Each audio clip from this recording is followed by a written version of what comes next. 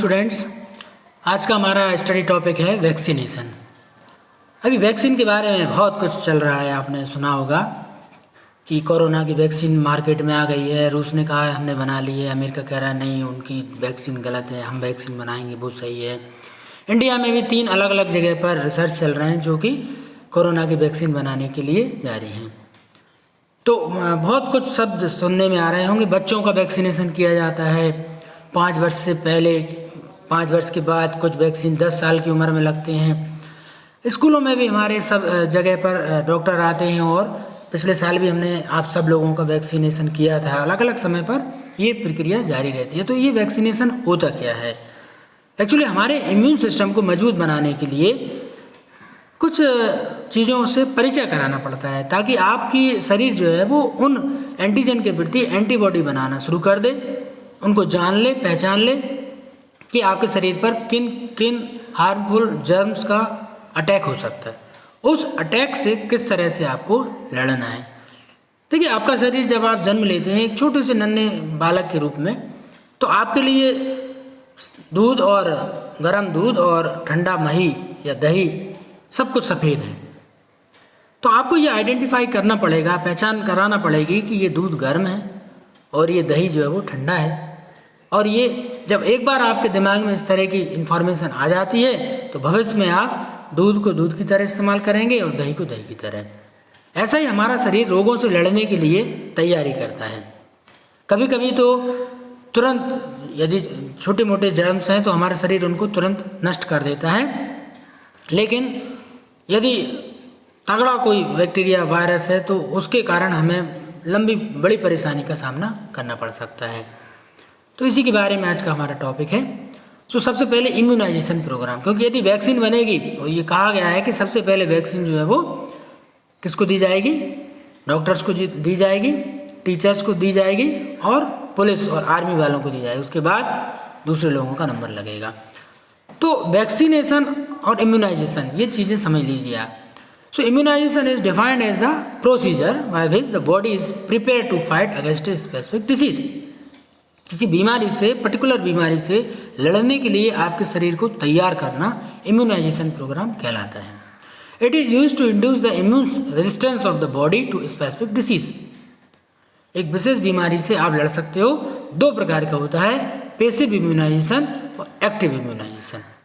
Active immunisation आपके शरीर में स्वतः आफ्टर डिसीज पैदा हो जाता है।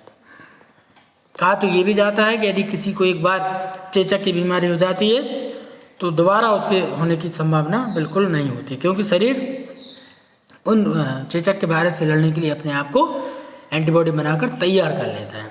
पैसिव इम्यूनाइजेशन जो है वो बाहर से दिया जाता है, आउटसाइड से, और ये अपने शरीर में स्वयं निर्मित हो जाता है। ये एक्टिव इम्यूनाइजेशन। चलिए पढ़ते हैं इनको। पैसिव इम्यूनाइजेशन और immunity is produced without challenging the immune system of the body. It is done by administration of serum और गामा ग्लोबुलिन। आपने देखा होगा लोग सीरम दान कर रहे हैं, अपना ब्लड डोनेट कर रहे हैं। अभी आज ही देखा आपने दिल्ली पुलिस के पुलिसमैन जो है वो अपना प्लाज्मा डोनेट कर रहे हैं ताकि उन लोगों को बचाया जा सके जिनको अभी तक कोरोना नहीं हुआ है। जो लोग कोरोना से ठीक होकर स्वस्थ हो गए हैं उनका प्लाज्मा लिया जाता है। उस प्लाज्मा में से जब फाइबर प्रोटीन हटा लेते हैं तो जो बचता है लिक्विड वो सीरम कहलाता है, और उसी से रोगों से लड़ने के लिए, कोरोना से लड़ने के लिए दूसरे व्यक्तियों में इसका इम्यूनाइजेशन किया जाता है। Gamma globulin from a person who is already immunised affected by the disease to a non-immune person, passive immunization is required either naturally or artificially. So passive natural immunization की बात करते हैं। Passive natural immunization is acquired from the mother before and after the birth. माँ से बच्चों में natural तरीके से थ्रू प्लेसेंटा। इसमें ये प्लेसेंटा जो है वो माँ और बच्चे के बीच गर्भ में बड़ा इंपॉर्टेंट रोल अदा करता है। इसके द्वारा बच्चे को वो सब चीज़ें मिल जाती हैं जो उसके लिए आवश्यक हैं, और बच्चे के शरीर में बनने वाले हार्मफुल सब्सटेंस भी प्लेसेंटा के द्वारा माँ के शरीर में पहुंच जाते हैं, रिमूव हो जाते हैं। Before birth immunity is transferred from mother to the foetus in the form of maternal antibodies mainly IgG। ये क्वेश्चन पूछ लिया जाता है कभी कभी कि प्लेसेंटा के द्वारा जो एंटीबॉडी रिलीज होती है वो कौन सी एंटीबॉडी है? IgG। Afterward the antibody IgA ये ब्रेस्ट मिल्क के द्वारा दी जाती है। तो आपको IgG ये प्लेसेंटा वाली है, ठीक है, और IgA जो है वो इम्यूनोग्लोबिन A ये मदर के मिल्क में रहती है। सबसे पहले जो माँ का दूध रहता है येलो कलर का, उसको कोलोस्ट्रम कहा जाता है। क्या कहा जाता है? कोलोस्ट्रम। और इसमें ये सबसे ज़्यादा IgA पाया जाता है। It is developed by injecting previously prepared antibodies. यदि हम आर्टिफिशियल की बात करें, अभी नेचुरल की बात की, माँ का दूध और प्लेसेंटा। आर्टिफिशियली क्या करते हैं? बनी बनाई, ठीक है, रिकॉम्बिनेंट बायोटेक्नोलॉजी के द्वारा बनी बनाई antibody using serum from humans और animal. This type of immunity is useful for providing immediate protection against acute infection like tetanus, measles और कोरोना। जिन व्यक्तियों को पहले कोरोना हुआ वो ठीक हो गए, उनका ब्लड लेकर एंटीबॉडी लिए जाते हैं, उन एंटीबॉडी को स्वस्थ व्यक्ति में इंट्रोड्यूस कराया जाता है। इसको पैसिव आर्टिफिशियल इम्यूनाइजेशन कहते हैं। अब बात आती है एक्टिव इम्यूनाइजेशन की। Active immunisation immunity is acquired by activating immune system of the body. Body develop resistance against disease by producing antibody following the exposure to antigen. जब हम एंटीजन के एक्सपोजर, एक व्यक्ति के अंदर कोरोना पहुंचा, थोड़ा सा व्यक्ति बीमार हुआ लेकिन फिर उसने विजय प्राप्त कर ली, वो ठीक हो गया, एक्टिव इम्यूनिटी उसके अंदर डेवलप हो गई।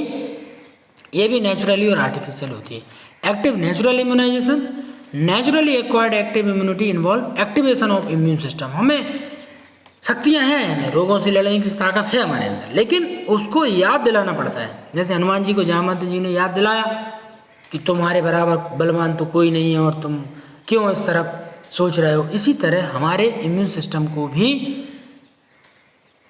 जगाना पड़ता है। इम्यूनिटी को, बॉडी को एंटीबॉडी प्रोड्यूस करने के लिए जागृत करना पड़ता है। इसको हम एक्टिव नेचुरल इम्यूनाइजेशन कहते हैं और ये क्लिनिकल और सब क्लिनिकल इन्फेक्शन के द्वारा इंट्रोड्यूस कराया जाता है। एक्टिव आर्टिफिशियल इम्यूनाइजेशन की बात करें, type of immunisation that achieved by the vaccine और टॉक्साइड। ये क्या होते हैं? ये पहले से बने हुए या तो किल्ड जर्म्स रहते हैं या एटीन्यूटेड रहते हैं। एटीन्यूटेड का मतलब होता है बहुत ही वीक जर्म, जो आपको केवल एंटीबॉडी को एक्टिवेट करेंगे, आपको बीमार नहीं करेंगे, आपको नुकसान नहीं पहुंचाएंगे। So vaccine is a substance that is introduced into the body to prevent the disease produced by certain pathogen like virus. Vaccine consist of dead pathogen. Generally इसमें डेड पैथोजन लिए जाते हैं, लेकिन कभी कभी लाइव बट एटीन्यूटेड, मतलब artificially उनको weekend कर दिया गया है, इन ऑर्गेनिज्म को लिया जाता है। ये हमारे इम्यून सिस्टम को, इम्यूनिटी को इंड्यूस करते हैं और हमारे शरीर के टी लिम्फोसाइट को एक्टिवेट कर देते हैं, जिससे कि टी लिम्फोसाइट उनको किलर लिम्फोसाइट, हेल्पर लिम्फोसाइट और एक होता है मेमोरी। ये जो मेमोरी रहता है ये एक्टिवेट करता है, मेमोरी टी सेल ये याद दिलाते हैं कि भाई आपको जाके वहाँ पे काम करना है, उसको किल करना है, लेकिन याद दिलाना पड़ता है।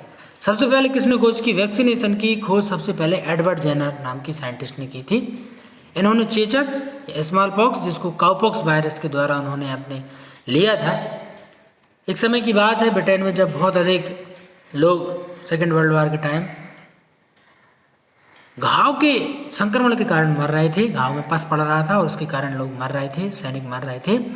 तो उन्होंने ये देखा कि कुछ फंगस जो है या वो जो लोग, जिसको हम कह सकते हैं जो गाय का दूध लगाने वाले जो गोपाल रहते हैं, ग्वाले रहते हैं, उनमें वो बीमारी नहीं हो रही थी। तो एडवर्ड जेनर ने ये सोचा कि हो ना हो ये जो काउपॉक्स वायरस है, जो गाय में तो होता है लेकिन मनुष्य में नहीं होता, ये हमारे इम्यून सिस्टम को एक्टिवेट कर देता है। और इसीलिए एडवर्ड जेनर ने सबसे पहले उस काउपॉक्स वायरस को लोगों के अंदर, यानी अपने बच्चे, सबसे पहले जेम्स फिप्स में उसको इंट्रोड्यूस कराया। बुखार आया जेम्स फिप्स को, लेकिन 2-3 दिन में वो ठीक हो गया। उसके बाद जब उसको स्मॉल पॉक्स का डोज दिया गया, उसको कोई बीमारी नहीं हुई, क्योंकि शरीर रोगों से लड़ने में एंटीबॉडी बनाने में सक्षम हो गया था। वर्तमान में यदि देखें तो वैक्सीनेशन के द्वारा हम मीजल्स से बच सकते हैं, मम्स, पोलियोमाइलिटिस, ट्यूबरक्लोसिस का वैक्सीन, स्मॉल पॉक्स का वैक्सीन, रूबेला का वैक्सीन, येलो फीवर का वैक्सीन, रेबीज का वैक्सीन, टाइफाइड का वैक्सीन, इन्फ्लुएंजा का वैक्सीन, हेपेटाइटिस बी का वैक्सीन और अभी जो वर्तमान में चल रहा है कोरोना का वैक्सीन भी बनने जा रहा है। वैक्सीन को शरीर में इंट्रोड्यूस कराना, एडमिनिस्ट्रेट कराना वैक्सीनेशन कहलाता है। टाइप्स ऑफ वैक्सीन की बात करें तो सबसे पहले लाइव एटीन्यूटेड और weakened germs. These vaccine content modified strand of pathogen, ऐसे मॉडिफाइड पैथोजन जो कि बीमारी नहीं फैलाते, weakened, are able to multiply with in the body and remain antigenic enough to induce strong immune response. इसके लिए दिए जाते हैं varicella zoster vaccine, oral polio virus vaccine, yellow fever virus vaccine. ये सब एग्जाम्पल हैं लाइव एटीन्यूटेड, यानी इनके अंदर जर्म्स हैं जो शरीर में एंटीबॉडी बनाने के लिए पर्याप्त रूप से उसको एक्टिवेट कर सकते हैं लेकिन नुकसान हमें नहीं पहुंचाएंगे। दूसरे होते हैं हेट्रोलॉगस वैक्सीन। ये लाइव एटीन्यूटेड वैक्सीन है, ये स्ट्रेन से लिए गए, ये ह्यूमन से नहीं लिए गए, ये किसी दूसरे, जैसे काउपॉक्स है तो गाय से लिया गया, हॉर्स से लिया गया, कोई दूसरे से लिया गया वैक्सीन हेट्रोलॉगस कहलाता है। It is a vaccine that confirm protective immunity against a pathogen that share cross reacting antigen with the micro organism, the vaccine. Cowpox जो है इसका एग्जाम्पल है। किल्ड इनएक्टिवेटेड वैक्सीन की बात करें तो ये किल्ड इनएक्टिवेटेड हैं, बैक्टीरिया वायरस, किल्ड बैक्टीरिया और वायरस रहते हैं और इसके एग्जाम्पल हैं inactivated polio virus vaccine, pertussis की वैक्सीन, रेबीज की वैक्सीन और हेपेटाइटिस बी ए की वैक्सीन। ये किल्ड इनएक्टिवेटेड वैक्सीन के एग्जाम्पल हैं। सब unit vaccine instead of the entire microbe, सब unit vaccine include only the antigen, केवल उनमें एंटीजन पाए जाते हैं जो हमारी बॉडी में टी लिम्फोसाइट को एक्टिवेट करने का काम करते हैं। कुछ वैक्सीन डीएनए के रूप में भी रहती है, इनको डीएनए वैक्सीन कहा जाता है। कुछ वैक्सीन रिकॉम्बिनेंट वेक्टर वैक्सीन के द्वारा बनाई जा रही हैं, रिकॉम्बिनेंट बायोटेक्नोलॉजी के द्वारा बनाई जाती हैं। टॉक्सॉइड वैक्सीन जनरली ये टॉक्सिक सब्सटेंस रहते हैं जो हमें हार्मफुल तो नहीं है, हार्मलेस टॉक्सॉइड रहते हैं, लेकिन हमारे शरीर इनसे ये सीखता है learn how to fight off the natural toxin, और ये वैक्सीन डिप्थीरिया और टिटनस में काम आते हैं। इसके बाद जीन रिलेटेड वैक्सीन भी हैं और कुछ पेप्टाइड वैक्सीन भी इसके एग्जाम्पल हैं। वैक्सीन के टाइप देख लीजिए। लाइव एटीन्यूटेड वैक्सीन का टाइप है measles, mumps, rubella, varicella, influenza और रोटावायरस। इनएक्टिवेटेड किल्ड के एग्जाम्पल हैं पोलियो और hepatitis. Toxoid inactivated toxin material and diphtheria, pertussis और टिटनस, यानी डीपीटी का जो डोज बच्चों को दिया जाता है वो। और सब यूनिट के हैं hepatitis B, influenza, haemophilus influenza, pertussis, pneumococcal और मेनिंजोकोकल। ये वैक्सीन आज मार्केट में उपलब्ध हैं। रूट्स ऑफ एडमिनिस्ट्रेशन, दिए कैसे जाते हैं वैक्सीन? तो कुछ इंजेक्शन के द्वारा दी जाते हैं इनको डीप सबक्यूटेनियस, यानी स्किन में इंजेक्शन लगाने के बाद। ओरल वैक्सीन बीसीजी वैक्सीन और ओरल पोलियो वैक्सीन दिया जाता है। इंटरडर्मल वैक्सीन बीसीजी है। स्कैर एक छोटा सा घाव बनाकर दी जाने वाली वैक्सीन स्मॉल पॉक्स वैक्सीन है। इंट्रानेजल वैक्सीन जो रहती है वो इन्फ्लुएंजा के लिए दी जाने वाली वैक्सीन है। तो इस तरह से हम ये वैक्सीन के बारे में जाना। स्कीम ऑफ इम्यूनाइजेशन की बात करें प्राइमरी और बूस्टर वैक्सीन के बारे में, तो प्राइमरी वैक्सीन में केवल 1 डोज वैक्सीन पर्याप्त रहती है। ये है बीसीजी, मीजल्स, मम्स, रूबेला और येलो फीवर की। मल्टी डोज में पोलियो हर 5 साल में या हर रविवार को पिलाया जाता है। डीपीटी बार बार पिलाने वाली है। हेपेटाइटिस भी बार बार पिलाने वाली है, लेकिन बीसीजी, मीजल्स की केवल 1 डोज ही पर्याप्त रहती है। बूस्टर वैक्सीनेशन, ये बार बार बूस्टर वैक्सीनेशन इम्यूनिटी लेवल को मेंटेन करने के लिए बार बार टाइम टू टाइम ये दिए जाते हैं, एमएमआर की और डीटी की। ठीक है। शॉर्ट पीरियड वाली वैक्सीन है कॉलरा वैक्सीन, 1 महीने काम करता है। TAB vaccine and typhoid, paratyphoid, AB vaccine ये 2 वर्ष के लिए काम करते हैं। डीपीटी 3 साल और 5 साल के बच्चों को दी जाती है, वुपिंग का, डिप्थीरिया और पर्ट्यूसिस। 5 साल तक रक्षा करने वाली वैक्सीन है BCG, बैसिलस कालमेट-ग्यूरिन, ट्यूबरक्लोसिस से मदद करता है। और 10 साल के अंतराल पर ये जो देने वाली वैक्सीन है वो येलो फीवर वैक्सीन है, पीलिया की वैक्सीन जो है। टॉक्सिक मटेरियल रहते हैं जो हमें हमारे शरीर को रोगों से बचाने के लिए कम मात्रा में दिए जाते हैं। ये डिप्थीरिया, टेटनस और कॉलरा इसके एग्जाम्पल हैं। तो ये वैक्सीनेशन के बारे में आपने जाना, आशा है आपको अच्छा लगा होगा। Thank you.